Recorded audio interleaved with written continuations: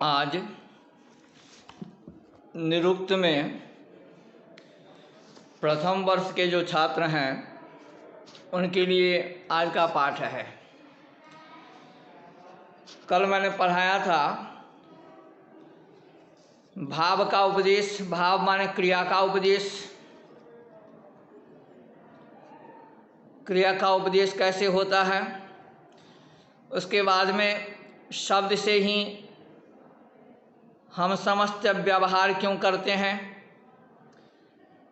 शब्देनैव अस्माकं सामाजिकानां व्यवहारः कथं प्रचलति, ये बताया गया। उसके बाद मनुष्य और देवता का जो व्यवहार है वह एक जैसा है या नहीं है।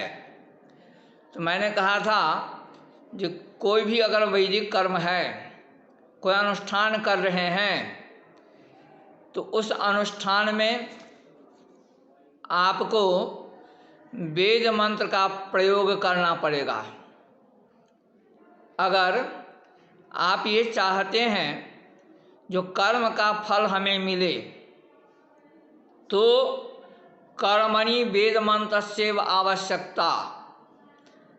कर्म में वेद मंत्र की ही आवश्यकता होगी। कथम तावत, भगवान यास्काचार्य कहते हैं पुरुष विद्या अनित्यत्वात् कर्म संपत्तिर मंत्रो वेदे। पुरुष की जो विद्या है वह अनित्य है और कर्म की समृद्धि मंत्र से होता है। मंत्र वेद में है। तस्मात् वेद मंत्रेणैव कर्मणाम अनुष्ठानम विधेयम। समझ रहे हो? गुरुजी प्रथम अध्याय है ना ये? प्रथम अध्याय ही है। और आज हम उपसर्ग निरूपण करेंगे, क्योंकि जो पद के 4 प्रकार बताए गए थे, नाम, आख्यात, उपसर्ग और निपात, तो हमने नाम और आख्यात को पढ़ लिया। नाम क्या है, आख्यात क्या है। अब उसके बाद में शब्द नित्य है या अनित्य है, इसको पढ़ लिया। उसके बाद में सद्भाव विकार पढ़ लिया। जो क्रिया के 6 विकार होते हैं, सद्भाव विकार होते हैं। जायते, अस्ति, विपरिणमते, वर्धते, अपक्षीयते, विनश्यति, इसे हमने पढ़ लिया। आज का जो पाठ है, अद्यतनीय पाठ उपसर्ग निरूपणम। उपसर्ग पढ़े हो? उपसर्ग जो व्याकरण का छात्र है, वो व्याकरण में लघु सिद्धांत कौमुदी में आपने पढ़ा होगा। प्र, परा, अपसम, अनु, निस, दुर, ये जो हैं ये सब उपसर्ग कहलाते हैं। अरे छोड़ के कैसे जा रहे हो क्लास में? क्लास ज्वाइन करो, नहीं तो उपस्थिति नहीं दूंगा, फिर परीक्षा में फॉर्म नहीं भर पाओगे। जिस लड़के ने क्लास छोड़ दिया, अगर वो क्लास ज्वाइन नहीं करता है तो हम उपस्थिति नहीं देंगे। इस क्लास में, इस कक्षा में जितने भी छात्र हो, सबकी उपस्थिति हमें क्लास के अंतिम समय तक चाहिए। समझ गए? कहता उपसर्ग। उपसर्ग क्या होता है?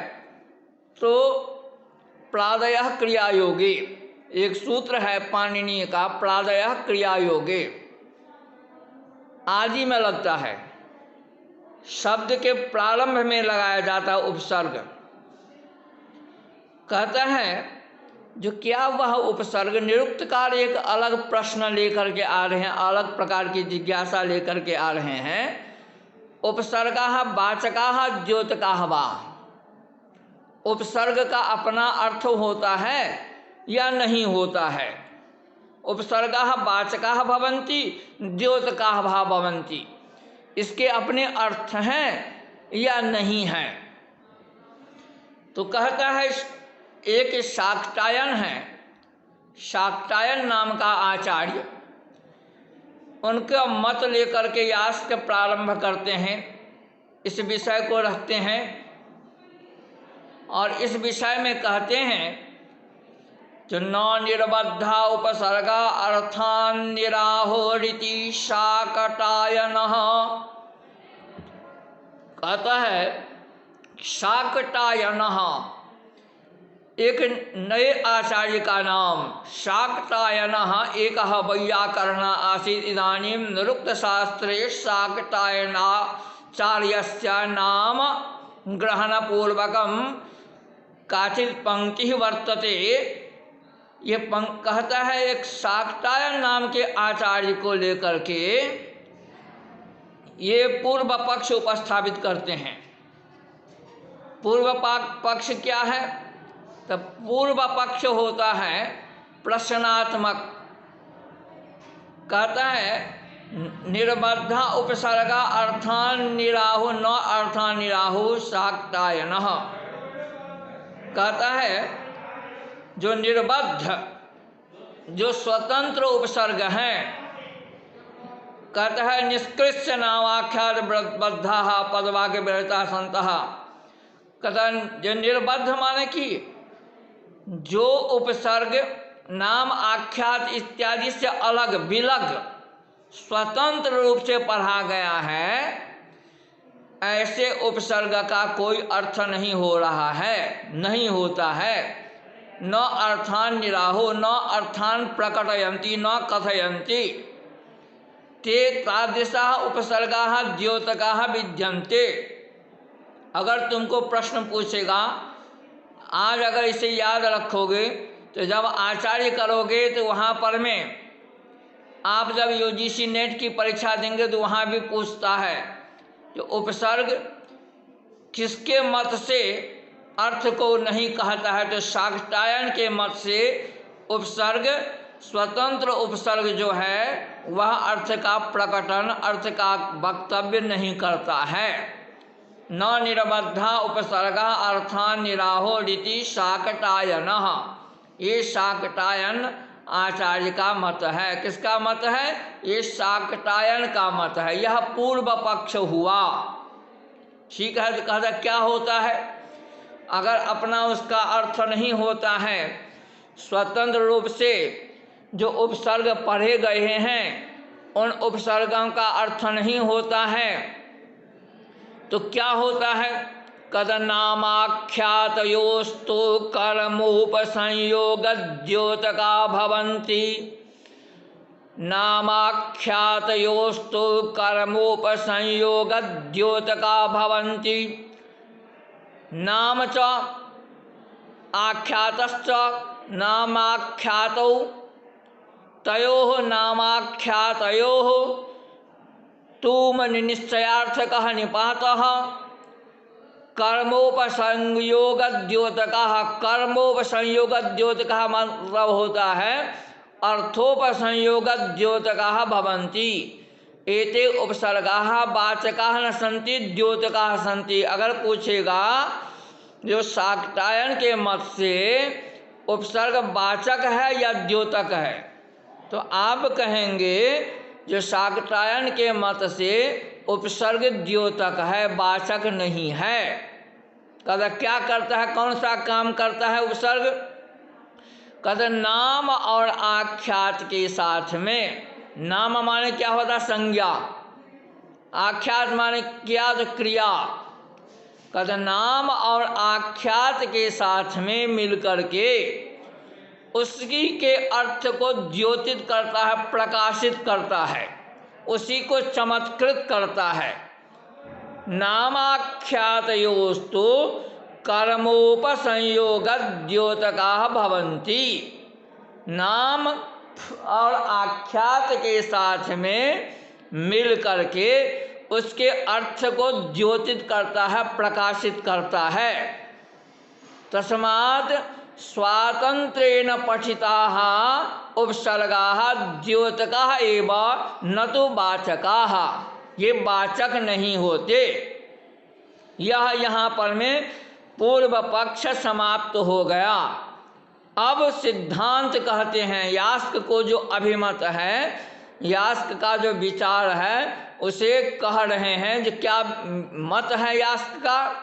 कहते हैं उच्चावचाः पदार्था भवन्तीति गार्ग्यः। गार्ग्यः गार्ग्याचार्यस्य नाम गृहीत्वा नामग्रहण पूर्वकम सिद्धांत पक्षस्य अवतरणम भवति। गार्ग्य का कथन है जो उच्चाः वचाः पदार्थाः भवन्ति। उच्च और अवच, उच्च और अवच माने क्या? छोटा बड़ा। उपसर्ग के बहुत बड़े बड़े अर्थ भी होते हैं, छोटे अर्थ भी होते हैं। अनेकी अर्थाः भवन्ति उपसर्गानाम। कहता क्योंकि उच्चावचाः पदार्थाः भवन्ति इति गार्ग्यः।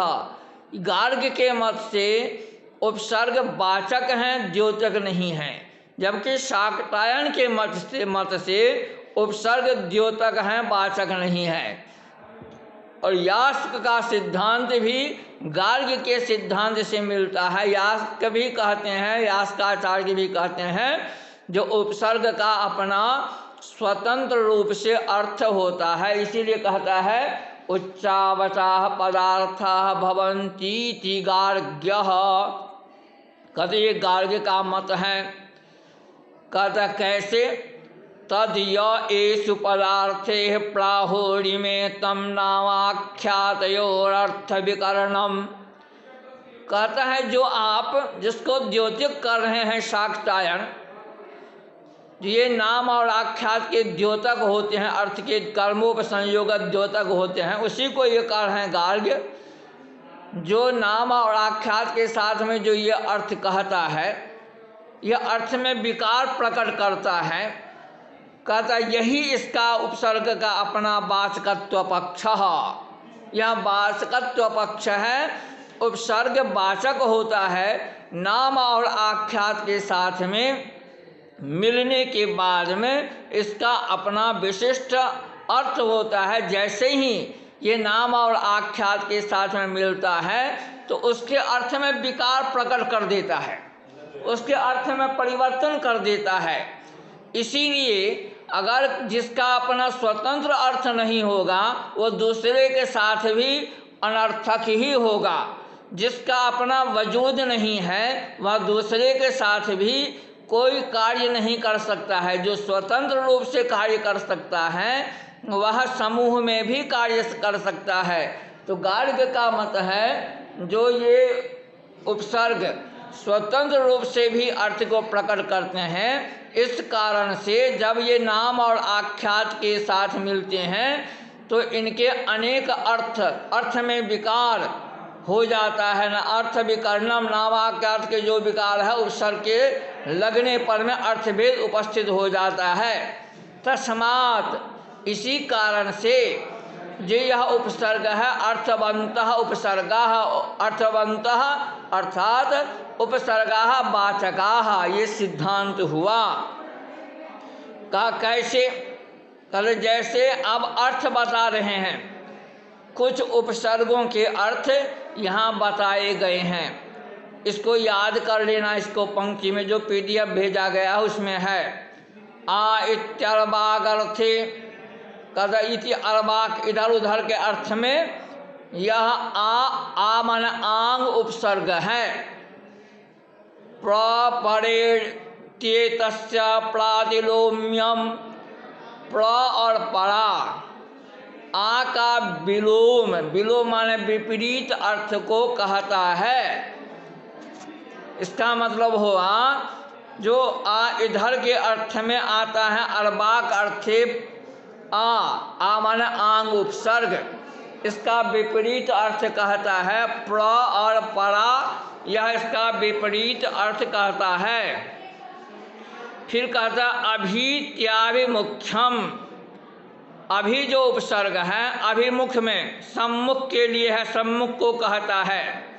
फिर कहता है प्रतीत्येतस्य प्रातिलोम्यम, जो प्रति उपसर्ग है वह अभी का विपरीत अर्थ कहता है, प्रतिलोम अर्थ करता है। प्रतिगतः, अभिगतः माने सामने है और प्रतिगत माने विलोम है, वह लौट गया। ऐसे अतिशो इत्यभिपूजार्थे, अति और सु, यह जो उपसर्ग है यह पूजा के अर्थ में है। पूजा माने उसके समर्था के अर्थ में है, उसके श्रेष्ठता के अर्थ में है, उसके सम्मान के अर्थ में है अति और सु। कथ इति अति धन सुब्राह्मण, कथ अति रूपेण वै सीता, अति गर्वेण रावण, अति दानात् बलिर्बद्धो, अति सर्वत्र वर्जयेत। कथ यह अति उपसर्ग किस अर्थ में है? तो पूजा के अर्थ में है। अब इसका विलोम दो उपसर्ग बता रहा है, निर और दुर। ये जो दोनों उपसर्ग है निर्दुरित्येतयोः प्रातिलोम्यम, निर और दुर जो उपसर्ग है ये अति और सु का विलोम मान विपरीत है, वह इसका विपरीत अर्थ को कहता है। जैसे निर्धनः सुधनः निर्धनः, निर्धन माने ये अभावग्रस्त व्यक्ति हुआ निर्धनः। इसी तरह से दुर्ब्राह्मणः, ब्राह्मण दुर्ब्राह्मण मान दुष्टः ब्राह्मणः दुर्ब्राह्मणः, ये अर्थ हो गया इसका, यह निंदा के अर्थ में हो गया प्रातिलोम्यम। अब है न्यवेति विनिग्रहार्थियो, कहते नी और अब, यह उपसर्ग है विनिग्रह नियंत्रण के अर्थ में, विनिग्रह के अर्थ में। नी और अब यह उपसर्ग है विनिग्रह के अर्थ में, निगृहणाति अवगृहणाति। कहते उदित्येतयोः प्रातिलोम्यम, उत और इत, कहते उद इति उद उपसर्ग, कहता ये जो उपसर्ग है यह क्या होता है? तो दोनों का प्रातिलोम उद और उत, ये दो उपसर्ग है, ये क्या है? इसका प्रातिलोम्य माने विलोम, उसका उल्टा अर्थ कहता है। जैसे उद्ग्रहणाति उत्थापयति, इस तरह का अर्थ होता है। अब है समीत्येकी भावम, सम उपसर्ग है। सम उपसर्ग का क्या अर्थ होता है? एक ही भाव, समीकरणम, कहते एक ही भावम, एक ही भाव इकट्ठा करने के अर्थ में है समीत्येकी भावम, संग्रहण इत्यादि। व्यपेत्ये तस्या प्रातिलोम्यम, लेकिन इसी का विपरीत है बी और अप उपसर्ग है, जो सम का विपरीत अर्थ विलोम अर्थ को कहता है। विग्रहणाति अपग्रहणाति, कद अन्विति सादृश्या परभावम, अनु उपसर्ग है, यह आदृश्य समानता का अपर भाव अनुगमन अर्थ को कहता है। अनुरूपम, ये अनुरूपम सादृश्या परभावम, सादृश्य अर्थात समानता के अपर भाव को कहता है, अनुगमन अर्थ को कहता है। जैसे ये श्रुते रिवार्थम स्मृति अनुगच्छत, अनुगच्छत अनुगच्छति अनुगमनम करोति, ये हुआ।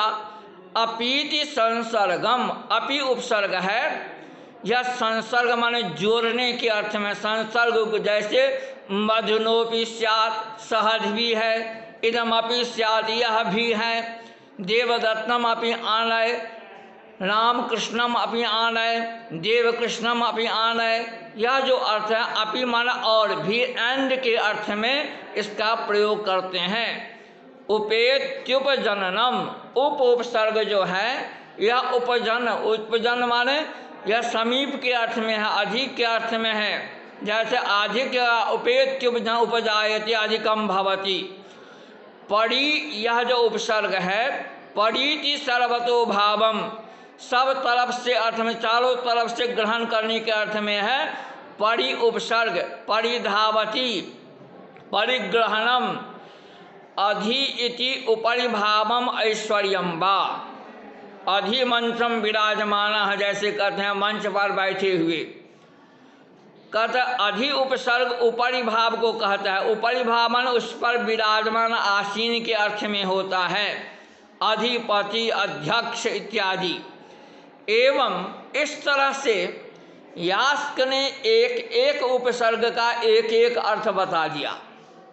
अब ग्रंथकार कह रहे हैं एवं उच्चावचान अर्थान प्राहुस्त उपेक्षितव्याः।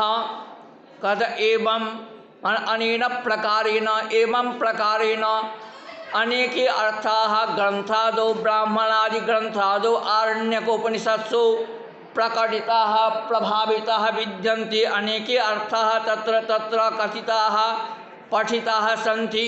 एवं उच्चावचान अर्थान छोटे बड़े अर्थ सर्वे अर्थाः तत्र तत्र प्रकरणे पठिताः विद्यन्ते। तान् सर्वान् अर्थान् ये अर्थाः तत्र तत्र वैदिक ग्रंथेषु कथिताः पठिताः लिखिताः ग्रथिताः विद्यन्ते।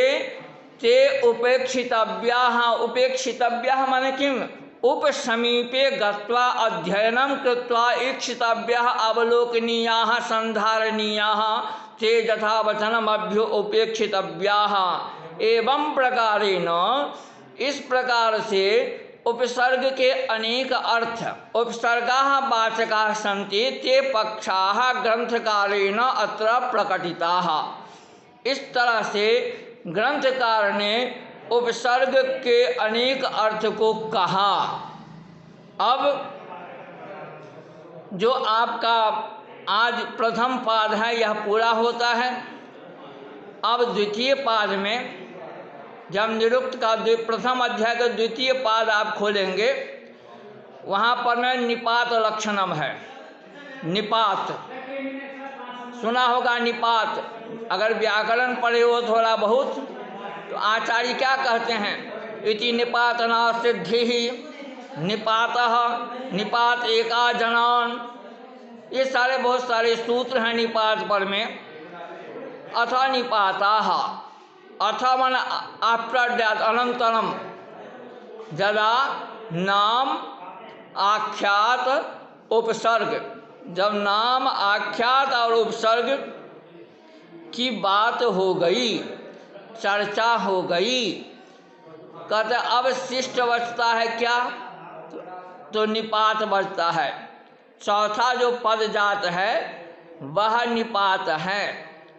कहते निपातः निपात कैसे होते हैं? निपात किस तरह के हैं? निपात का लक्षण क्या है? कहता है यह अब हम निपात के बारे में आपको बताएंगे। निपाता, अरे आवाज़ बंद करो, अपना अपना माइक बंद करो, माइक बंद करो तुम लोग अपना। निपात का लक्षण बताते हैं व्याकरण की दृष्टि से। जो व्याकरण शास्त्र के विद्वान हैं उन लोगों के दृष्टि से निपात द्योतक होते हैं। निपातः द्योतकः। परंतु जो निरुक्त शास्त्र के विद्वान हैं जे निरुक्तम पठन्ति तेषां मतो तो निपातः वाचकाः निपात वाचक होते हैं। निपात का अपना विशिष्ट अर्थ होता है। इसीलिए यास्क कहते हैं उच्चावचेष्वर्थेषु निपतन्ति। उच्चावचेष्वर्थेषु निपतन्ति माने निपाताः अनेके अर्थेषु निपतन्ति कथयन्ति। निपाताः बहवः अर्थ संपादकाः। निपातानाम् अनेके अर्थाः लघ्वर्थाः दीर्घर्थाः गुरुअर्थाः अनेके अर्थाः विद्यन्ते। ये कहते हैं उच्च और अवच छोटे बड़े बहुत सारे अर्थ अनेक अर्थ होते हैं। निपाताः अनेकार्थ संपादकाः। कहता है जो खास करके परीक्षा में पूछा जाता है, कहते उसमें कितने प्रकार के सामान्य रूप से निपात के कितने अर्थ होते हैं? कहते अप्युपमार्थेपि कर्मोपसंग्रहार्थेपि पदपूरणाः। कहते उपमार्थक निपात, कर्मोपसंग्रहार्थक निपात, पदपूरणार्थक निपात। उपमार्थक निपात जो कालिदास के काव्यों में आप उपमा समझते हैं, उपमा कालिदासेषु, इस तरह के कुछ निपात हैं जो उपमा अर्थ को कहता है। कुछ जो निपात हैं वो अर्थोपसंग्रहार्थक होता है, कर्मोपसंग्रहार्थक, अर्थ को चमत्कृत करने वाला होता है। कुछ जो निपात हैं वो पद पूर्णार्थक होते हैं। पद पूर्णार्थक का अर्थ हो गया जो विशिष्ट कार्य नहीं करता है, लेकिन जो ग्रंथ साहित्य के जो ग्रंथ हैं, जो गीति ग्रंथ हैं, जो श्लोकात्मक ग्रंथ हैं, इन ग्रंथों में क्या होता है, कवि का जो मैसेज है, जो शब्द है, कवि का जो भाव है वो कह दिया गया, लेकिन छंद की पूर्ति नहीं होती है। छंद पूर्ति में कमी रहेगी, 2 अक्षर 3 अक्षर कम रह गया। अब कोई अगर अर्थ कहता है, कुछ लिखता है तो अर्थ अनर्थ हो जाएगा। ऐसी स्थिति में कवि क्या करता है तो कुछ ऐसे शब्द जोड़ते हैं जो फिलर्स का काम करे, जो केवल भरने का काम करे, जो अर्थ को कोई चमत्कृत नहीं करे, अर्थ में कोई बदलाव नहीं करे, संदेश को बाधन नहीं करे, बाधक नहीं हो, ऐसे शब्दों का चयन किया जाता है, जिसे हम निपात कहते हैं, जो पद पूर्णार्थक निपात होते हैं, जो केवल फिलर्स का भरने का काम करता है। वह अर्थ को व्यथित नहीं करता, वह अर्थ को विकृत नहीं करता, वो अर्थ को विस्तार नहीं देता। वहाँ केवल छंद की पूर्ति के लिए, उस काव्य की मर्यादा के लिए वहाँ पर में हैं। अब कहते हैं तेषाम निपातानां मध्ये एते चत्वारा उपमार्थे भवन्ति। कहते हैं उन निपातों में 4 निपात ऐसे हैं। 4 कितने? तो 4 जो उपमार्थक निपात हैं, जिसका अर्थ उपमा होगा ही होगा। कहता है जैसे इब न चित नु, इब न चित नु, ये 4 निपात हैं जो उपमा, इन चारों का एक अर्थ उपमा होगा ही होगा। तेषाम एते चत्वारा उपमार्थे भवन्ति। कहता है जैसे इब एक निपात है, राम इव कृष्ण, राम के समान कृष्ण, मन उपमा हो गया। कहते इवेति भाषायाम च अन्वध्यायम च अग्निरिवेन्द्र इवेति। अब कहता है जो आप भैया संस्कृत पढ़ते हो, हमारे यहाँ 2 प्रकार के संस्कृत प्रचलित है, एक वैदिक संस्कृत, एक लौकिक संस्कृत। वैदिक संस्कृत जो है, जिसके अंतर्गत संहिता, ब्राह्मण, आरण्यक, उपनिषद, ये वैदिक संस्कृत के ग्रंथ हैं। ये ऋषि के ग्रंथ माने जाते हैं। इन ग्रंथों में कहते इब जो निपात है, यह भाषायाम मान लोक भाषायाम, कालिदासादि ग्रंथेषु, लोक में, और अन्वाध्याय, अन्वाध्याय कहते हैं वेद को, अन्वाध्याय माने वेद। क्यों अन्वाध्याय वेद? कहता है जो गुरु मुखोच्चारणानुच्चारण पूर्वकम, गुरु मुख से उच्चारण होने के बाद में शिष्य उसका उच्चारण करता है, तो अन्वाध्याय है। पहले गुरु पढ़ता है, फिर शिष्य उसका अनुकरण करता है, उसी रूप से अनुगमन करता है। गुरुमुखोच्चारणानुच्चारण पूर्वक अभ्यास अन्वाध्याय, अन्वाध्याय माने वेद। कहते यह जो इब निपात है, यह वेद में और लोक में, दोनों में ही उपमा के अर्थ में है। जैसे अग्नि रिवेन्द्रेति, अग्नि इंद्र के समान, ये दोनों समान हो गए। कहते अग्निरिवेन्द्रेति अग्निरिवा त्रिषितः दीप्तस्त्वं तेजसा सहस्व अभिभवास्मन् शत्रून् अग्निरिव तीक्ष्णः। कहता है लेकिन अब दूसरा है न नेति प्रतिषेधार्थियों भाषायाम। न जो निपात है वह भाषा में प्रतिषेध माने निषेध। न न न कर्तव्यम त्वया न गंतव्यम, यह जो न है वह प्रतिषेध करता है, निषेध करता है भाषा में। भाषा माने लोक भाषा में। लेकिन कहता उभयमन्वध्यायम, उभय माने क्या, दोनों। कहाँ, तो अन्वाध्याय, अन्वाध्याय माने वेद, वेद में दोनों ही अर्थ को कहता है। दो अर्थ कौन कौन सा हो गया भैया? एक अर्थ तो पहले ही प्रिस्क्राइब्ड है जो उपमा, और दूसरा अर्थ प्रतिषेध। तो लोक में केवल प्रतिषेध अर्थ कहता है न, और वेद में प्रतिषेध एवं उपमा दोनों ही अर्थ को कहता है।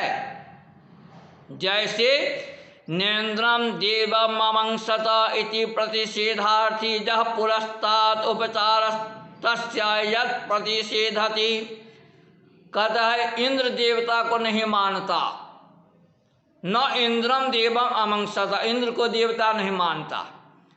इसमें क्या है, तो न जो है यह निषेध के अर्थ में है। कहता निषेध पहले निषेध किया जाता है, प्रतिषेध न प्रयुक्त हुआ है, जिसका निषेध किया जाता है उसके आगे निषेधार्थक न का प्रयोग करते हैं। प्रतिषेधार्थ में न आता है, उसकी पहचान यह है, निषेध वस्तु के आगे उसको रखते हैं। तो निषेध क्या है, तो इंद्र है, तो इंद्र के पहले न को रखा, निषेध कर रहा है, हम इंद्र को नहीं मानते हैं यह।